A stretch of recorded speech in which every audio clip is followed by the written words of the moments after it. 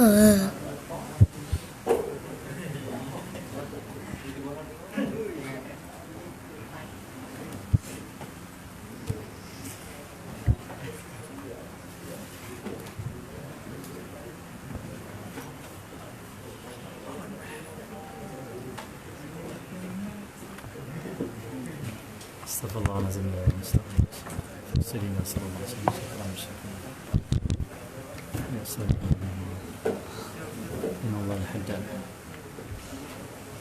Al-Fatiha. Alhamdulillah. Bismillahirrahmanirrahim. Ya nasta'in. Bismillahirrahmanirrahim. Alhamdulillah alamin. Assalamu ala bin qasim al-amin. Sayyidina Muhammadin wa ala alihi wa sahbihi ajma'in. Subhanaka la ilma lana illa ma 'allamtana innaka antal alimul hakim. La haula wa la quwwata illa billahil aliyyil azim.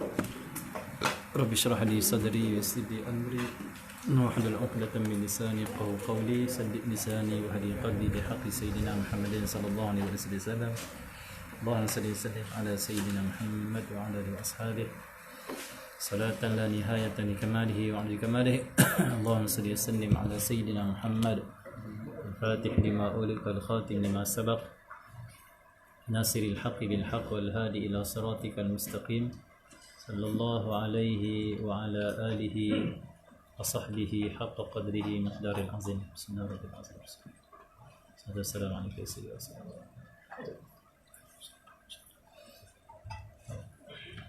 InsyaAllah kita membaca pada malam ini kitab Risalah Sabil Ad-Dikar Wal-I'tibar karangan Al-Imam Abdullah bin Alwi Al-Haddad. Sepatutnya kitab ini kita baca pada hari Isnin, Selasa dan Rabu. Tapi kita mula pun lewat pada minggu ni untuk bacaan kitab kita. Tak apalah. Minggu depan kita akan susun balik lah, macam jadual biasa. Bismillahirrahmanirrahim. Kata Imam Abdullah bin Alwi Al-Haddad, Sayyidina Muhammad.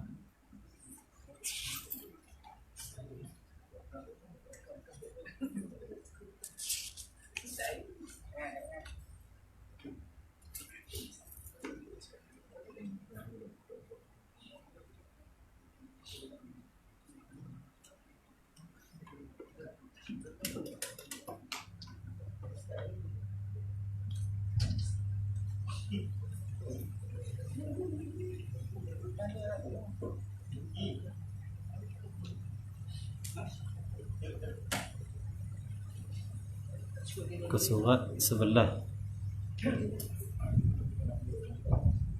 Ke surat sebelah.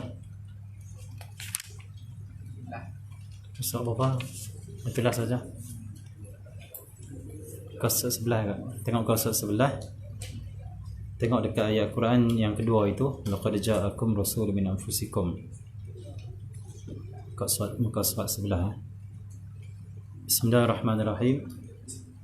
Kata Imam Abdullah bin Al-Haddad di dalam kitab Al-Quran, dalam firman Allah Subhanahu wa taala, laqad ja'akum rasulun min anfusikum azizun 'alaihi ma 'anittum harisun 'alaikum bil mu'minina raufur rahim. Surah Taubah. Sesungguhnya telah datang kepada kamu seorang rasul dari antara kamu, itu daripada kalangan manusia, sentiasa memandang berat terhadap penderitaan kamu. Allah sesenama. Itu umat lah. Kamu itu umat, sentiasa mengambil berat terhadap keselamatan kamu. Nabi sangat-sangat nakkan kebaikan ke atas kita umat. Dan terhadap orang-orang yang beriman pula, dia sentiasa bersifat penyantun lagi penyayang. Ini sifat Nabi SAW. Ini kita menyambung perbicaraan Al-Imam Haddad berkenaan dengan Nabi SAW. Sifat utamanya adalah Rasulullah suka memberi peringatan, memberi nasihat. Allah SWT. Tetapi Allah SWT ada sampai satu ketika orang di Makkah mereka menolak nasihat Nabi SAW. Pada waktu itu Allah turunkan ayat, fatawalla anhum fama anta bimalum. Palingkan diri kamu dari mereka dan tiadalah engkau tercela. Pada waktu ini Nabi sedih. Kenapa? Tak dapat nak sambung memberi peringatan dan nasihat kepada kaumnya, umatnya. Tapi sedih kerana Nabi sangat suka memberi nasihat, memberi peringatan supaya manusia dapat Muhammad sedar dan juga dapat kembali kepada Allah Subhanahu Wa Taala. Nabi ni dia sangat nak kebaikan, kata Allah kata umat ni, harisun alaikum, sangat nak kebaikan ke atas diri kita umat. Dan punca untuk umat ni dapat kebaikan adalah mendengar ilmu, mendengar nasihat. Muhammad. Bila Allah suruh Nabi stop, maka waktu itu Nabi sedih. Kenapa? Macam mana jalan untuk selamatkan umat, untuk baikkan umat? Nabi sedih sehinggalah Allah turunkan ayat wa dzakir fa inna dzikra tanfa'ul mu'minin. Berilah peringatan, itu peringatkanlah kerana peringatan itu memberi manfaat pada orang-orang beriman. Waktu itu Nabi terus gembira. Lapang dada Nabi, senyum wajah Nabi sallallahu alaihi wasallam. Kenapa? Nabi dapat sambung, terus menyambung Sayyidina Muhammad peringatan dan juga nasihatnya kepada umat. Dan Nabi takut bila Allah kata fatawalla anhum fama anta bimalum. Kerana Nabi takut, kita bicara dah itu, kerana Nabi takut Nabi-Nabi sebelumnya dalam sejarah, bila Allah suruh Nabi itu stop menyampaikan ajaran kepada kaum yang ada di tempat dia, maksudnya apa? Azab dah dekat, Allah akan hancurkan mereka. Tetapi Nabi kita Muhammad sallallahu alaihi wasallam, dia tak mau Allah hancurkan umat dia. Dan Nabi takut bila Allah kata fa tawalla anhum fama anta bimalum. Nabi takut kehancuran pada umat dia telah sampai. Sedih Nabi SAW. Allah tak bagi, dah stop peringatan. Akhirnya turun ayat wa dzakir fa inna dzikra tanfa'ul mu'minin. Seronok Nabi SAW, gembira Nabi Muhammad SAW. Dan ayat ini juga menyokong dalil sebelum ini bahawa Nabi sangat nak kebaikan atas umatnya. Khususnya ada kalanya Rasulullah SAW merasa tertekan jiwanya. Baca tengok, apabila mendapati kaumnya menolak seruan kebenaran dan enggan mempercayai petunjuk yang disampaikan kepada mereka. Ada waktu-waktunya Nabi ada sikit tekanan, maksudnya ada sikit rasa sedih kerana kaumnya ataupun umatnya menolak ajarannya, menolak seruannya, dakwahnya. Ada waktu Nabi SAW macam tu. Allah SWT berdalilkan Al-Quran, kata Imam Haddad, fala'allaka bakhi'un nafsaka ala atharihim illam yu'minu bihadzal hadithi asafa. Surah Al-Kahfi. Maksudnya, ada kalanya engkau ingin menjerat dirimu kerana kesedihannya, kerana kesedihan. Seolah Nabi ni bila orang tolak dakwah Nabi, Nabi akan rasa kenapa macam ni. Nak benda tu maksud diterima. Maksud Nabi seolah telah memberatkan diri Nabi SAW. Sesudah melihat tindak balas mereka, kiranya mereka tiada mahu mempercayai keterangan ini. Allah sebut tentang perasaan Nabi, kesedihan Nabi bila orang menolak dakwah Nabi sallallahu alaihi wasallam. Allah SWT. Perkataan bakhi'un nafsaka yang saya terjemahkan ingin menjerat dirimu, yakni baginda ingin biar mati saja kerana mereka tiada mahu menerima petunjuk itu. Allah SWT. Ketahuilah bahawasanya umur itu ialah suatu masa yang berlalu dari zaman, sesuai dengan firman Allah Ta'ala. Allah SWT. Nabi sanggup tahan, tahan Nabi SAW. Sebab tu ada ayat lain Allah kata apa? Ringankan kata diri engkau wahai Muhammad. Engkau, tugas engkau hanya menyampaikan. Untuk beri hidayah, mengubah orang adalah aku, kata Allah. Engkau jangan beratkan diri engkau. Ini Allah sayang pada Nabi SAW. Okay, ya? Qul law syaa Allahu ma talawtuhu 'alaikum wa la adrakum bihi faqad labithtu fikum umran min qablihi afala ta'qilun. Katakanlah, sekiranya Tuhan menghendaki, nescaya tiadalah kubacakan ayat itu pada kamu, dan tiadalah dia mengajarkannya pula kepada kamu. Sesungguhnya aku telah berada bersama-sama kamu seumur sebelumnya, tidaklah kamu dapat memikirkannya. Allah SWT. Ini dalil ayat Quran berkenaan dengan umur kita yang berlalu. Allah SWT. Okey, ya. Ini cerita kata-kata seorang Nabi lah kepada umat dia. Berkenaan dengan aku ni dah hidup dengan kau lama, umur kita dah berlalu. Ini dalil kitab ni. Menyokong hujah-hujah dalam kitab ni. Kerana kitab ini menceritakan tentang umur manusia yang dilalui oleh manusia. Dan dalam Quran sendiri menceritakan tentang umur yang dilalui oleh manusia. Ada ayat tentang umur yang dilalui oleh manusia. Faqad labithtu fikum umran min qablihi afala ta'qilun. Okey ya. Maksudnya Rasul ni Allah suruh umat dia fikir tentang umur. Aku dah duduk dengan kamu lama dah. Umur kita dah berlalu lah. Afala ta'qilun, tidakkah kamu memikirkan tentang umur kamu? Jadi Imam Haddad mengarang kitab tentang umur manusia supaya manusia memikirkan tentang umur dia. Umur yang telah lalu dan umur yang akan datang. Masa yang telah lalu dan masa akan datang. Macam mana. Untuk buat persediaan terbaik untuk mencapai ridha Allah Subhanahu Wa Taala. Memikirkan tentang umur itu disebut dalam Quran. Afala ta'qilun. Faqad labithtu fikum umran min qablihi afala ta'qilun. Mikirkan tentang umur yang telah berlalu. Apa kita buat? Allah senang. Kalau ada buruk istighfar, kalau ada baik syukur pada Allah Subhanahu Wa Taala. Umur yang dimaksudkan oleh Rasulullah dalam firman tersebut ialah 40 tahun. 40 tahun maksudnya. Dari sejak baginda Rasulullah SAW dilahirkan hinggalah kepada masa baginda diutus menjadi Rasul. Maksudnya apa? Ni Nabi lah. Turun ayat ni pada Nabi SAW, kata Imam Haddad. Dan umur yang sebelum itu maksudnya apa? Sebelum 40 tahun. Maksudnya 40 tahun dah aku hidup dengan kamu, wahai orang Makkah. Kau masih tak ambil pengajaran lagi? 40 tahun dah. Allah senang. Ingat balik. Okey, macam tu. Sedang baginda tetap tinggal bersama-sama kaumnya di Makkah Al-Musyarrafah. Saya rasa ada baiknya jika kita bagikan masa manusia di sepanjang hayatnya di antara kedua-dua pangkal dan akhirnya kepada 5 umur. Kata Imam Haddad, elok akhirnya aku ni bahagikan umur manusia ni ada 5 semuanya. Ada 5 peringkat umur. Dan 5 peringkat masa yang kita lalui dalam hidup kita. Sedang tiap-tiap manusia dalam satu dari umur-umur tersebut mengalami berbagai-bagai hal dan keadaan tiada dialaminya di umur yang lain. Ada 5 umur kita. Umur yang seterusnya itu tak sama dengan umur sebelumnya. Contoh, umur kita di alam roh berapa lama? Tak tahu, Allah alam. Mungkin kita dah hidup 1,000,000 tahun. Mungkin kita dah hidup 100,000 tahun, wallah alam. Itu umur di alam roh. Bila habis umur di alam roh, Allah keluarkan kita dari alam roh. Kita mai ke alam rahim ibu dan hingga ke alam dunia. Nanti umur kita di dunia akan habis dan kita akan menuju ke alam barzakh. Setiap 5 ini umur kita akan habis umur kita. Dan setiap umur itu, setiap 5 umur ni tak sama kehidupan kita. Alam pun beza.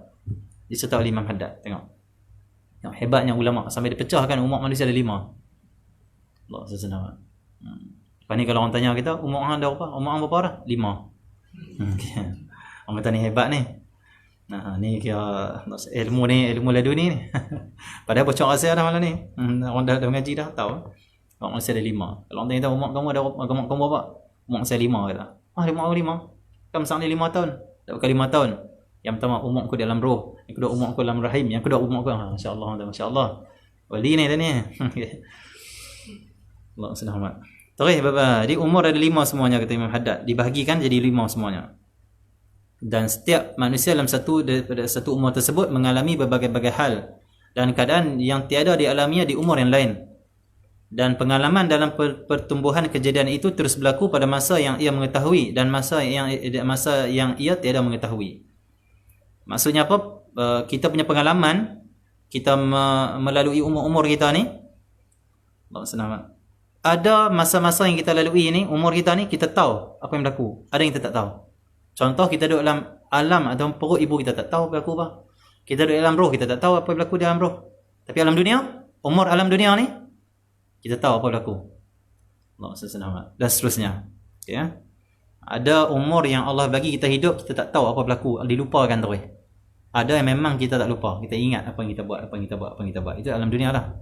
Firman Allah Ta'ala, wa nunsyi'akum fima la ta'lamun. Walaupun kita lupa apa yang kita buat dalam perut ibu, dalam alam roh, tapi Allah tak lupa, Allah tahu apa yang kita buat. Kita lupa, maksudnya kita ni lemah, sifat kita pelupa. Al-insan nisyan. Manusia itu dia pelupa, dia memang sifat pelupa manusia ni. Allah SWT. Allah sebut dalam Quran. Allah SWT. Wa khuliqal insanu dha'ifa. Diciptakan manusia itu dhaif. Di antara dhaif manusia ni apa? Dia tak boleh nak ingat apa yang sebelum. Waktu kecil tak ingat dah kita apa. Dalam roh tak ingat. Padahal kita duduk dalam roh tu lama. Allah Subhanahu Wa Ta'ala sebelum cipta Adam, Allah cipta Nabi Muhammad sallallahu alaihi wasallam, nur Nabi Muhammad sallallahu alaihi wasallam, ruh Nabi Muhammad. Batu baru yang lain. Sejak sebelum zaman Nabi Adam hidup, zaman Nabi Adam duduk di syurga, berapa lama dah? Wallahu alam. Tu Nabi Adam turun ke dunia berapa puluh ribu tahun dah. Allahu subhanahu. Okey, zaman alam roh diciptanya nur Nabi Muhammad dan sebagainya, ruh Nabi Muhammad yang pertama dan lain-lain lagi. Sampai kita lahir hari ni berapa lama? Dia bila cipta roh semuanya dicipta dan hidup di sana alam roh. Berhimpun semua dalam roh. Dan kita hidup dalam roh sampai ke hari ni berapa lama dah? Berapa puluh ribu tahun dah. Allah SWT. Lemahnya kita tak boleh ingat pun apa yang kita buat dulu alam roh. Alam roh di alam kehidupan. Dia bukan macam kita duduk dalam botol, duduk terperangkap tak. Alam hidup. Jumpa orang, alam. Allah SWT. Tapi saya tak tahu nak cerita lah macam mana. Saya tak pergi alam tu. Tak tahu, kita tak ingat alam tu. Kalau ingat bolehlah cerita alam tu buat apa. Nampak orang ke, makan ayam goreng ke. Betul. Allah senang. Okey, wa nunsyiakum fi ma la ta'lamun, dan kami menjadikan kamu dalam rupa yang kamu tidak mengetahui. Tengok Allah kata apa? Kami jadikan kamu fi ma la ta'lamun, dalam rupa yang kamu tidak mengetahui. Maksudnya ada umur-umur yang Allah cipta untuk kita, kehidupan yang Allah cipta pada kita, ma la ta'lamun, kamu tak tahu kan. Kamu hidup tapi kamu tak tahu kehidupan kamu macam mana. Luar biasa Allah buat. Tapi Allah tu dia tahu kita hidup macam mana di alam roh. Allah SWT. Di alam roh kita melawak dengan siapa ke? Kita duduk sembang dengan siapa ke? Allah tahu semua. Kita tak tahu. Allah SWT. Padahal hakikat manusia itu ketika menjalani, sebab itu jangan kata kita ni kita. Jangan ini kata diri aku. Bukan. Kita ni adalah ciptaan Allah. Kita tak ada milik apa. Kita adalah milik Allah. Inna lillah. Kami ini milik Allah. Jangan kata ini diriku, hormati aku. Jangan. Kita ajak orang hormati Allah. Hormati hak Allah. Hormati orang yang dikasihi oleh Allah. Bukan hormati kita. Sebab kita ni hakikat tak ada apa. Tak ada apa. Jangan kita kata, oh, tunduk pada aku. Respect aku. Tak boleh. Malu nak kata aku tu. Kenapa? Diri kita Allah cipta. Baik kita Allah cipta. Kalau kita ada pangkat Allah bagi. Rezeki banyak. Kaya. Nama besar. Allah bagi. Takkan jadi sendiri. Malu nak seorang tunduk pada aku. Malu nak seorang respect aku. Hakikatnya, semua Allah, patut dia tu agungkan Allah, bukan agungkan aku. Macam tu. Cuma dari segi adab kita, ditunjuk oleh Nabi SAW, kita muliakan orang yang mulia sisi Allah. Itu adab lah. Kenapa kemuliaan Allah bagi pada dia? Kemuliaan tu memang hak Allah, tapi Allah beri pada insan, pada manusia terpilih. Kita muliakan dia sebagai adab akhlak kita dengan dia dan juga dengan Allah SWT. Okay, ya? Padahal kita ni sebenarnya tak ada pun. Jangan dakwa aku ini, jangan. Kalau kita banyak ilmu, tak ada. Sebab kita boleh dapat ilmu kerana apa? Kerana anggota kita ada. Ruh kita ada. Anggota dan ruh ciptaan Allah. Bukan milik kita. Allah bagi. Lepas tu kita dapat faham ilmu. Kita jumpa pula ulama' tok guru didik kita. Allah bagi. Taufik daripada Allah. Kenapa kita mengaku aku ini, aku sekian-sekian? Tidak. Kalau orang kata banyaknya ilmu kamu, Alhamdulillah, Allah bagi. Hebatnya kamu faham, Alhamdulillah, Allah bagi. Bukan, ya aku memang hebat pun. Allah senang. Macam mana? Why do you apa? You mean macam mana? Maksud putih tu? You know me tu macam mana sebelum tu? Why? Well tu maksud apa?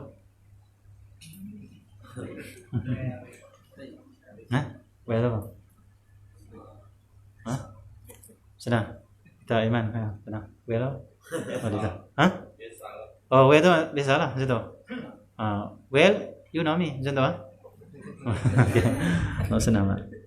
I know you. Well, you know me. Jadi Allah senang Muhammad. Me tu siapa me tu? Semua balik pada Allah SWT. Semua kita kena syukur, kena ingat, kena Allah macam tu. Dan kena banyak zikir la ilaha illallah, nafikan semuanya dan isbatkan Allah saja. Tidak ada yang lain melainkan Allah saja. Okay, ya? Semua pemberian Allah. La ilaha illallah macam tu. Kita akan hidup dengan penuh dengan akhlak macam tu. Tak ada tinggi diri. Padahal hakikat manusia itu ketika menjalani pergolakan, kejadiannya sejak dari mula kejadian dalam rahim sama belaka. Allah SWT. Maksudnya kita ni sejak dijadikan oleh Allah SWT. Dan sejak mula terjadi dalam rahim sama belaka kata dia. Berarti pun walaupun hal dan keadaannya terus berubah-ubah dan masanya bertukar-tukar. Macam mana kita jadi dan kita hidup dalam rahim, terjadi kejadian kita dalam rahim macam tu juga di alam sebelumnya. Allah SWT. Cuma masa dan tempat berubah. Allah Alam kita tak tahu, Imam Haddad kata betul, Allah Alam. Dalam rahim pun kita tak tahu hakikat kita hidup macam mana. Yang kita tahu daripada segumpal darah, segumpal daging, apa semua jadi dalam manusia. Lepas tu 4 bulan 10 hari ditiupkan roh, di mana ia akan dapat merasakannya sendiri tentang apa yang berlaku atas dirinya di sepanjang umur itu. Kata Imam Haddad, apa yang kita lalui sepanjang umur kita di alam roh, di alam rahim dalam ibu, semua kita dapat rasai kehidupan tu. Cuma kita lupa saja. Kita rasa tak sedap alam roh? Tak rasa. Sebab tak ingat dah. Sedangkan ulama-ulama kita kata alam roh dululah yang paling sedap sekali kita makrifat dengan Allah. Kerana tak diganggu oleh nafsu. Nafsu ni yang merasakkan khusyuk dengan Allah. Tapi bila di alam roh, Allah kata apa? Alastu bi rabbikum. Bukankah aku Tuhan kamu? Semua waktu tu roh kata apa? Qalu bala syahidna. Ya. Bahkan kami saksikan engkau lah Tuhan kami. Waktu itu kita mengakui, merasai Allah itu Tuhan kita, pencipta kita, dan kita ni tidak ada apa-apa pun, sikit pun hak dan juga pemilikan, hanya ciptaan. Waktu itu perasaan sangat indah, sangat sedap, manis, tak tahu. Makrifat tu manis. Makrifat ni lebih manis daripada nasi kambing, daripada sate, daripada ayam goreng KFC. Makrifat lagi sedap. Makrifat lagi sedap. Orang kalau makrifat sebut nama Allah pun dia syok. Allah, sonok, sedap. Tapi orang kalau tak makrifat, KFC, sonok, senyum je. Orang kalau makrifat sebut KFC tak rasa apa, sebut Allah tu dia rasa. Kita sebut Allah tak rasa, sebut KFC rasa. Sebab kita orang nafsu, bukan orang Allah, bukan ahlullah. Macam tu Ahlullah seronok dengan Allah, orang nafsu seronok nafsu lah. Macam tu Allah senang. Jadi alam roh tu kita tak dipengaruhi oleh nafsu. Nafsu tak ganggu kita. Dia tak boleh hilangkan khusyuk kita. Nafsu tak boleh hilangkan kesedapan kita dengan Allah. Kita hidup dengan roh saja. Roh itu yang sedap dengan Tuhan. Yang tak sedap dengan Tuhan ni apa dia? Jasad apa? Nafsu. Selagi mana kita ikut nafsu, roh tak dapat rasa sedap kerana roh lemah. Bila kita lawan nafsu, roh kita kuat, ibadat semua sedap. Kenapa? Roh kuasai diri kita. Kita hidup dengan roh, kita hidup dengan nafsu. Zikir kalau dengan roh kita sedap. Kalau zikir dengan nafsu kita berat. Orang kalau zikir dengan nafsu dia la ilaha illallah, dia makan banyak, maksud dia kuatkan nafsu. Tidur banyak, makan banyak, sihat lagi, nafsu dia kuat. Maksud dia hidup dengan nafsu, nafsu kuasai dia. Bila dia berzikir dengan nafsu. Sebab nafsu dia aktif. Waktu itu la ilaha illallah tak rasa bertawang. Bukan sebab la ilaha illallah tak sedap. Sebab kita terdemam. Kita kalau demam panas, makan Allah senang Muhammad. Nasi tomato rasa apa? Tak rasa apa. Makan buah rasa apa? Tak rasa apa. Minum air rasa apa? Tak rasa apa. Semua pahit. Adakah makanan pahit? Makanan tak pahit. Yang pahit adalah lidah kita. Kita sakit. Macam itulah orang hidup dengan nafsu dia sakit. Hati dia sakit. Roh dia sakit. Lemah roh dia. Maka zikir-zikir yang sedap, makrifat dengan Allah yang indah yang sedap, dia tak rasa apa. Sedangkan wali tiap-tiap hari seronok indah dengan Allah SWT. Dia indah dengan makan, dia indah dengan minum, indah dengan tidur, indah dengan sembang. Indah dengan buang-buang masa. Indah dengan game, dengan PUBG.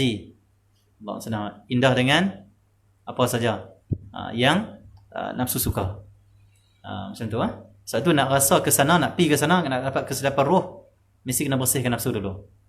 Jaga mata, jaga lidah, jaga telinga, sifat, taubat pada Allah selalu, mengaji, zikir, selawat pada Nabi Muhammad tak boleh tinggal. Sampai roh kita kuat, zikir la ilallah, sebut ya la ilaha illallah, sudah. Sebab Allah, rasa penuh hati Allah. Macam tu. Allah SWT. Okey itu perjuangan. Nak berpindah daripada alam nafsu pada alam roh. Nak pindah daripada mazmumah kepada mahmudah. Nak pindah daripada amarah kepada mutmainnah. Semua perjuangan. Perlukan sikit usaha. Bangkit selawat. Paksa diri selawat. Allah SWT. Duduk atas motor nak main sini. Duduk kalik buat apa? Selawat lah pada Nabi SAW. Ni duduk naik motor, main sini, duduk fikir macam-macam. Fikir kalik. Kalik apa? So kalik. Selawat pada Nabi SAW. Duduk kereta kalik. Lepas tu fikir, awak kalik macam ni? Astagfirullah. Dah kamu yang kalik, bukan masalah kalik tu kacau, tapi diri kamu yang kacau, yang tarik kalik tu. Kita yang tarik kalik, bukan kalik tarik kita. Diri kita, nafsu. Hayal dalam cerita hayal. Lagi sedap hayal ni bila dia bawa pelan-pelan, sedap hayal lagi, sedap pelan hayal. Lagi sedap hayal. Hayal. Lepas tu senyum seorang-seorang, dia gila dah, senyum seorang gila. Allah senang. Kadang nak marah seorang-seorang. Tu gila lah. Gila. Allah senang. Jadi jangan jadi gila seorang-seorang. Lebih baik kita duduk sama zikir selawat pada Nabi SAW. Naik martabat kita sisi Allah. Jangan buang-buang masa selawat pada Nabi Muhammad. Baca Al-Ikhlas 100 kali. Subhanallah bihamdihi 100 kali. Macam tu lah. Buat. Jangan biar kita punya diri kita ni dia relit. Rugi buang masa. Ada orang pegang rambut berrelit, pegang rambut relit, rambut. Pegang janggut relit. Pegang jawat relit. Dia nampak tak tahu. Dia bayangkan nanti bila aku kahwin, apa dah rumah besar, semua tak ada pun. Mungkin mati esok, tak payah relit tu. Mungkin mati esok, tak sempat pun. Mungkin mati esok. Boleh fikir mati lagi dekat. Fikir nanti bila aku dapat bini nanti, aku buat berjalan-jalan. Nanti kalau anak aku nak 5 orang anak aku nak hantar universiti apa semua. Esok mati tengok. Rugi saya fikir. Tapi kita fikir zikir kita, amal kita, lagi bagus. Buang-buang masa tu fikir benda ke depan. Kalau kita nak rancang pun, bayangkan, oh nanti aku nak, tahun ni aku ada ni, aku perancangan aku bisnes, tu aku serah pada Allah. Cukup. Macam tu kan. Bukan nak kali, mesti macam ni. Tak jadi macam tu pun. Okey ya. Jangan buang-buang masa betul. Okey ya. Allah senang. Lagi teruk sampai mandi pun kali, nak mandi, ayak dah buka tak mandi lagi duduk. Orang ni orang suka aku ramai juga lah. Senyum seorang. Banyak orang like lah Facebook aku. Banyak orang like Instagram aku. Banyak orang like. Senyum. Ayak dah buka. Adik. Senang okey ya. Pegang beri gigi tak beri gigi. Duk adik. Tengok cermin. Senyum seorang. Handsome juga aku ni ya. Lepas tu senyum. Tu jangan tu. Itu dah nak ke gila lah tu. Okey ya. Sikit lagi dia akan gila. Tu zikir. Peringat diri tauhid. Jangan radik banyak sangat. Okey ya. Allah senang. Pada hakikat manusia itu ketika menjalani pergolakan, manusia merasai kehidupan setiap umur itu. Kita memang kita rasa sungguh kehidupan dalam roh. Kesedapan dengan Allah, kesedapan sebut Allah. Memang kita rasa dalam roh. Tapi tak ingatlah. Kalau kita ingat, kita tak mau apa dah, nak Allah saja. Tak ingat. Kalau ingat, kita pandang makan, tak pandang dah. Kenapa? Sedap sana. Tapi tak ingat ujian Allah pada kita. Memang Allah lupakan. Allah uji kita di dunia. Dia berluakum ayyukum ahsanu amala. Tahu? Allah senang. Dari kebaikan dan kejahatan. Pahala yang menarik kepada mengecap kenikmatan dan dosa yang menarik pada merasakan penyiksaan. Ini ada umur-umur yang kita diuji pula dengan kejahatan, keburukan, kebaikan. Semua itu kita akan alami, kita akan rasai. Okey ya. Kalau baik, dibalas baik. Kalau buruk, na'udzubillah, dibalas azab. Kecuali diampun oleh Allah. Sebenarnya saya telah merancang untuk menulis buku ini sejak lama dulu. Kemudian terfikir olehku untuk menangguhkannya hingga umurku mencapai usia 63 tahun. Imam Haddad, kawan kita ni umur 63 tahun. Sengaja dia tangguhkan. Iaitu umurnya Rasulullah SAW menurut riwayat yang sahih. Tetapi ada pula riwayat mengatakan bahawa umur baginda ialah 60 tahun saja. Dan yang lain lagi mengatakan bahawa umurnya 65 tahun. Saya kini telah pun mencapai usia 67 tahun. Waktu tulis ni 67 tahun dah, 67 tahun. Okay, ya. Malah aku mohon Allah akan kebaikan dan keberkatan usia itu serta kesudahannya dengan husnul khatimah. Dan memang Allah kabulkan pada Imam Haddad husnul khatimah. Di samping berlindung kepadanya daripada kejahatan, kefitnahan usia itu serta kesudahannya yang buruk, iaitu su'ul khatimah, naudzubillah. Sungguhnya Tuhan Allah itu adalah sebaik-baik tempat mohon dan semula-mula tujuan yang dicita-citakan.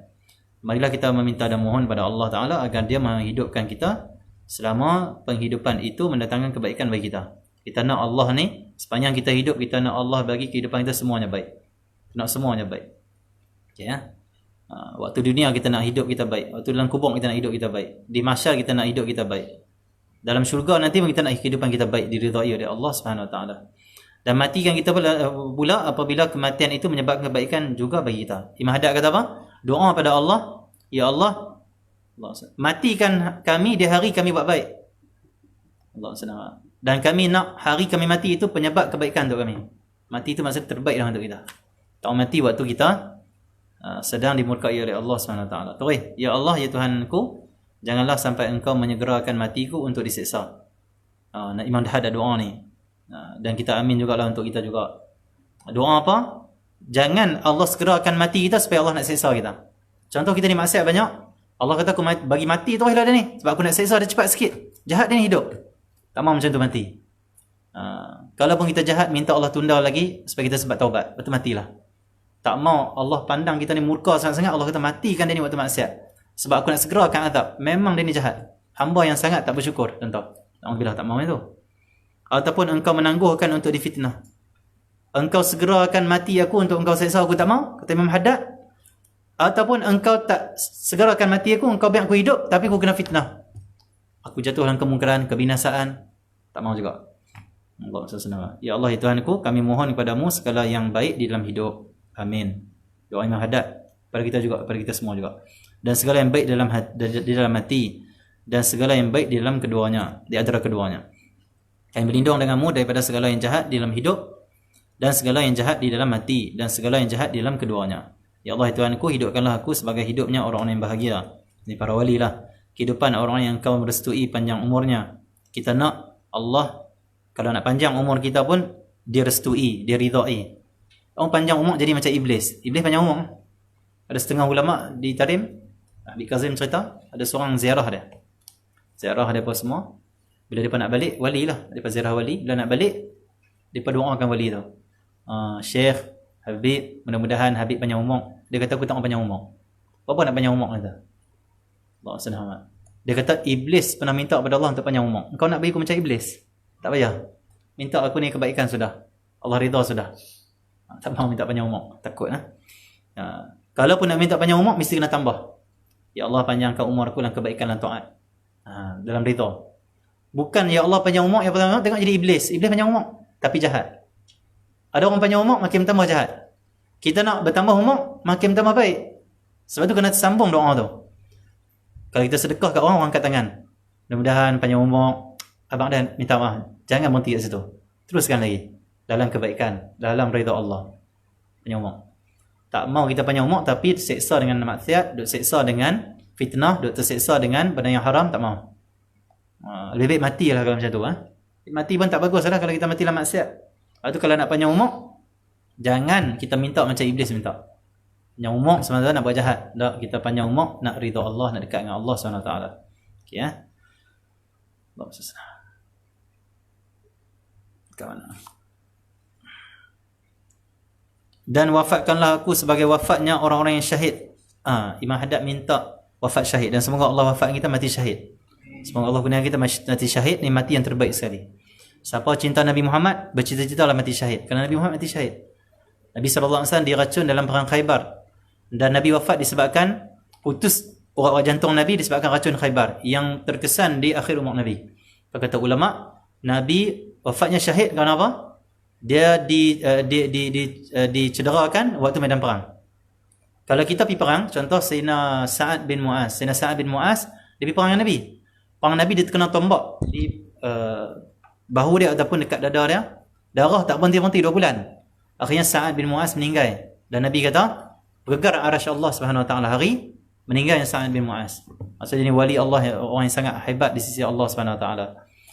Mati dia walaupun di rumah, tapi mati dia syahid. Kerana apa?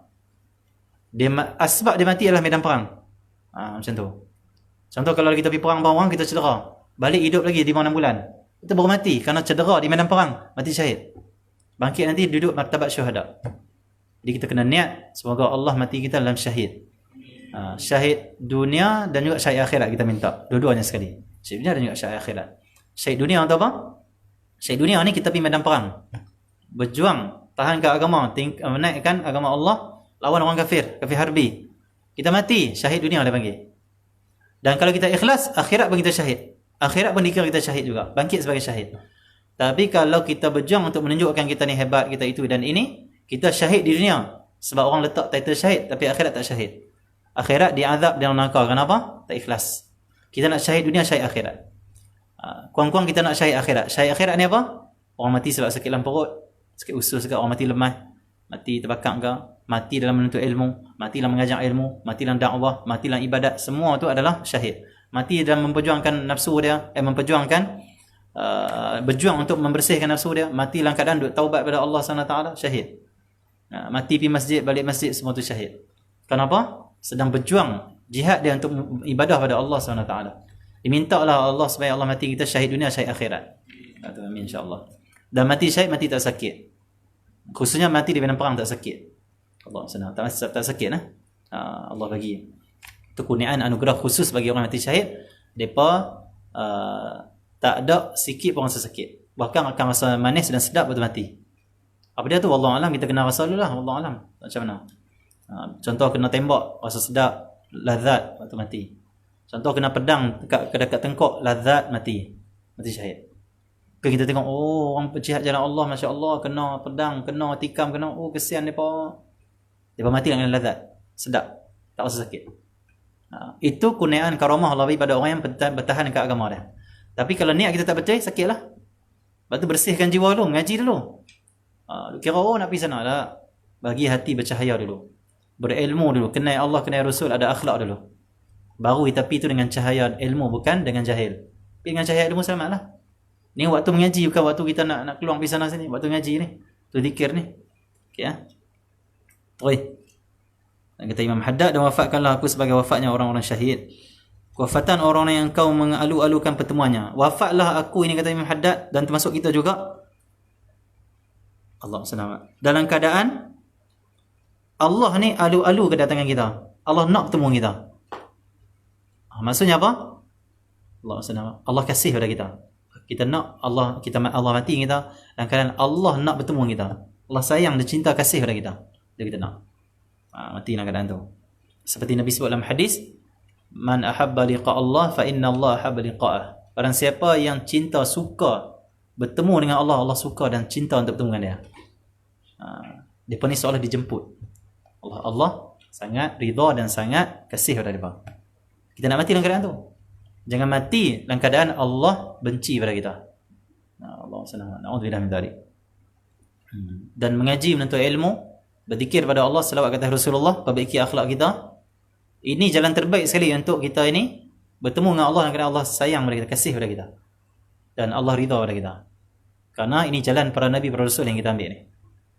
Karena ilmu ni warisan nabi-nabi. Al-ulama warasatul anbiya. Ulama itu warisan nabi.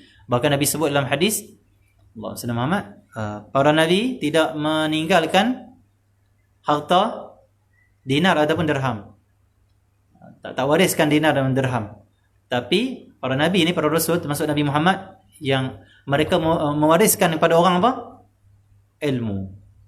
Ilmu adalah warisan nabi-nabi. Ambil. Ini paling mulia sekali. Ilmu mengenal Allah Subhanahu Wa Taala. Jangan semata ilmu, tapi nak ilmu mengenal Allah. Ilmu untuk baikkan akhlak kita. Okey ya. Terus. Akhirkanlah penghidupan kami dengan kebaikan, husnul khatimah, dengan lemah lembut dan sentosa. Nak kita mati elok-elok saja, lemah lembut saja kita kena. Tak keras ditarik oleh Israel atau malaikat maut. Okey ya. Mati ni dalam riwayat sebut, sakitnya nak mati ni bagi orang biasa lah. Seumpama sakitnya seumpama ditikam 70 pedang. Kita boleh lah kalau nak rasa sakit macam mana, ikat kat tiang tu badan kita, suruh kawan tikam 70 kali. Itu sakit nak mati. Test dulu. Takut mati betul lah. Tak payahlah. Okay. Test mati terus. Jadi 70 kali tikam perut kita, itulah sakit nak mati. Ataupun kata ulama, seperti mana kambing yang dilapah hidup-hidup. Jangan sembelih dia, lapah terus dia kambing tu, kelupuk macam mana. Itulah sakit nak mati. Sakit sangat mati, memang sakit sangat-sangat. Sakit. Nabi Muhammad pun sangat sakit. Sakit Nabi. Sampai Nabi kata, wahai malaikat maut, berlemah lembutlah dengan aku. Ni sakit sangat ni, Nabi kata. Malaikat maut kata, wahai Rasulullah, tak pernah lagi aku lemah lembut macam ni. Kau kan? Itu pun Nabi tak tahan dah. Sampai Nabi doa, waktu nak wafat, ya Allah, ringankanlah sakratul maut. Berat. Ringankanlah ya Allah. Nabi suruh pula sahabat, ataupun Sayyidina Aisyah, ambil ayak, buh dalam tolah, buh kat dahi Nabi. Berpeluh habis ni, sebab nak keluar nyamuk. Berat. Pernah habis pada Nabi SAW. Berat. Tu pun malaikat maut kata apa? Pertama kali dalam sejarah, aku tarik paling lembut ni, Rasulullah. Tu pun dah rasa dahsyat dah. Kita macam mana? Kita bukan Rasulullah. Itu sebab tu minta hawin alaina sakratul maut. Minta ringan sakratul maut. Minta lemah lembut dia kita akan dapat. Ada orang diringankan, ada orang diberatkan. Minta ringan lah, minta ringan. Minta ringan lah. Allah. Sebab itu kena amal sugi tu kata ulama. Kalau kita rajin bersugi, ruh mudah keluar daripada diri kita. Ringan sakratul maut. Sugi. Amalkan sugi. Itu Nabi SAW bila nak sakratul maut, Nabi minta Sayyidina Aisyah bagi sugi. Sayyidina Aisyah pepak sugi tu bagi lembut, Nabi pun sugi. Untuk meringankan sakratul maut. Itu pun berat. Allah. Dan ada ulama mengatakan sakratul maut Nabi sangat berat kerana Nabi doa pada Allah waktu tu. Dan kita, ya Allah, kalaulah sakratul maut itu sangat berat, sangat dahsyat, sangat sakit, Allah SWT, aku tak mahu semua ni menimpa pada umat aku. Ya Allah, himpunkan semua kesakitan sakratul maut umat aku, himpunkan pada aku waktu ni. Aku nak tanggung semua. Nanti biar mereka ringan. Lepas tu kita waktu ni banyak orang sakratul maut dia mudah. Nabi dah tanggung, Nabi dah doa, Nabi tanggung semua. Nabi tak mau kita rasa sakit mati macam Nabi rasa. Aku tanggung, tak apa kata Nabi SAW. Jangan umat aku tanggung. Kita nak ada anak kita sakit, tak mau. Nabi Muhammad lebih sayang pada kita, lebih kita sayang anak kita. Kita nak ada anak kita orang jentik, orang picit, orang kepak tangan Nabi sakit, tak mau. Nabi Muhammad ni sayang kita, umat, lebih pada ayah mak sayang mak anak dia. Tak mau sakit. Nabi SAW. Azizun alaihi ma'anitum, harisun alaikum bil mu'minin ra'ufur rahim. Sebab Nabi SAW. Itu banyaklah selawat pada Nabi. Nabi sayanglah kita tu. Tolong kita banyak dah tu. Akhirat lagi dia tolong lagi. Selawat banyak-banyak. Amalkan sunnah dia dengan penuh ta'zim, penuh rasa agungnya sunnah. Hebatnya sunnah. Mulianya sunnah. Macam tu Ni nak pakai lebay pun segan kadang orang yang muda. Saya tak pernah segan pun nak pakai lebay kalau duduk kawan-kawan walaupun dia berok ke apa, tak kira. Mereka tak segan pakai pakaian-pakaian ikut barat. Kita takkan segan pakai pakaian sunnah. Mereka tak segan pakai pakaian orang fasik. Kita segan pakai pakaian orang baik-baik sunnah. Apa ni pemikiran kita? Lepas tu mereka kena segan. Masya Allah, kawanku pakai lebay, aku tak pakai lebay. Tapi kita pula, aku pakai lebay, dia tak pakai lebay. Simpan bulan poket. Apa masalahnya? Pakailah. Allah. Tapi kalau kita ada problem, masalah, kita ni tempat kerja memang tak pakai, tak payah pakailah. Main mengaji pakai, pergi masjid pakailah. Jangan sampai nak pergi masjid pun pakai segan nak pakai lebay. Balik pada masjid kawan panggil, duduk sembang, tak payah pulang pada lebay, tak payah. Duduk sembang saja. Abang sihat semua apa semua. Tak payah depa ajak sembang. Turun dulu. Sepatutnya depa yang kena buat turun cap depa. Depa yang kena tutup-tutup sikit pakaian depa yang macam rong-rong sikit tu, yang macam barat sikit. Kau malu. Kenapa? Kawanku ikut sunnah, aku tak ikut sunnah. Astagfirullah, aku ni umat apa ni tak ikut Nabi? Aku pergi ikut iblis apa? Orang ikut Nabi, aku ikut iblis. Astagfirullah, teruknya aku. Yang kita pula, segannya orang ikut iblis. Aku ikut Nabi. Aku seganlah kat orang ikut iblis. Aku seganlah ikut Nabi. Sebab kawan-kawan semua ikut iblis. Ikut iblis ni okey lah, ikut Nabi ni macam malu lah. Tu kita kena relax. Bangga dengan pakaian sunnah. Sonok dengan pakaian sunnah. Sonok dengan ridak kita, sonok dengan lebay kita, sonok dengan pakaian sunnah kita. Sonok dengan sugi kita, sonok dengan zikir kita, sonok dengan selawat kita. Tak apa. Okey. Kita buat ni Allah ridha. Kenapa kita nak jadi macam tu? Okey. Kebaikan sulul khatimah dengan lemah lembut dan sentosa. Demikian pula pada orang yang kami cintainya dan orang yang mencintai kami. Tengok Imam Haddad minta, bagi juga doa yang aku minta ini kat atas diri aku ni, bagi juga pada orang yang aku cintai. Kita harap Imam Haddad cinta kita kerana kita khidmat baca kitab dia, baca ratib dia, baca dikir-dikir yang disusun. Dan orang yang mencintai kami, siapa yang mencintai kami, kata Imam Haddad, aku minta Allah kabul kat juga doa tu. Doa Imam Haddad ni Allah dah kabul lah. Kenapa? Imam Haddad mati mudah saja. Husnul khatimah dia. Kabul dah. Maka kita cintai Imam Haddad, Allah kabul untuk kita. Mati mudah insya-Allah. Cintai Imam Haddad, wali Allah, ulama, ahlul bait, dan orang-orang yang menguruskan hal ehwal kami terhadapmu. Orang yang urus kami, khidmat kami, ya Allah, kabulkan juga pada mereka. Imam Haddad minta.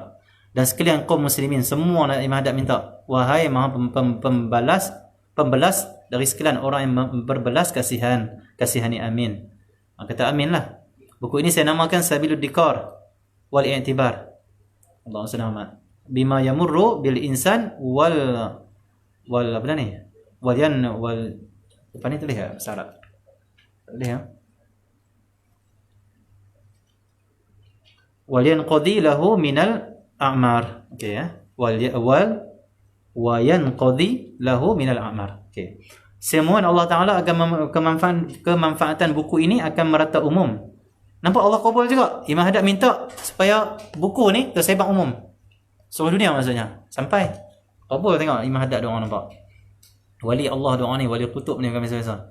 Dan dia menerimanya pula sebagai satu bingkisan yang ikhlas untuknya, zatnya yang mulia, yang maha mulia. Aku nak buku ni ikhlas aku karang, kata Imam Haddad. Allah terima. Memang ikhlas. Allah sampaikan kepada kita umat. Dan untuk menjadi sebab keridhaannya dan pendekatanku di sisinya dalam syurga Jannatul Naim. Dengan kelebihannya dan rahmatnya, kemurahannya dan kemuliaannya. Sesungguhnya dialah Tuhan yang maha pemurah, mulia, pembelas lagi penyayang. Kini sampailah masanya untuk saya menerangkan maksud dari penulisan buku ini. Dan Allah yang bersifat benar itulah yang akan memudahkan, membantu dan memimpinku kepada yang betul. Dan tiadalah saya akan memperoleh taufik melainkan dengan kehendak Allah Ta'ala. Hanya kepadanya lah saya bertawakal dan kepadanya lah pula saya bertaubat. Dialah Tuhanku, dialah Tuhan, tiada Tuhan melainkan dia. Kepadanya lah saya bertawakal dan kepadanya pula saya menunjukkan taubatku. Ini karangan Imam, ini mukadimah Imam Haddad Esok malam kita akan masuk berkenaan dengan umur manusia, umur yang dialami oleh manusia dan bagaimana keadaan dia waktu umur itu. Kita akan sebut wallahu alam. Insyaallah.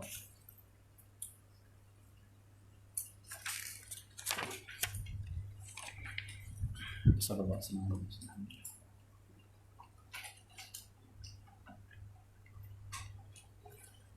Alhamdulillah ada tajaan kuliah pada malam ini pada Muhammad Syahril bin Muhammad Sanusi dan Baizura Badlishah Pulau Pinang. Semoga Allah memudahkan segala urusan dunia, akhirat, dan semoga kita semua terus istiqamah belajar ilmu Allah buat kami, keluarga dan seluruh umat Islam. Amin. Semoga Allah kabulkan semuanya.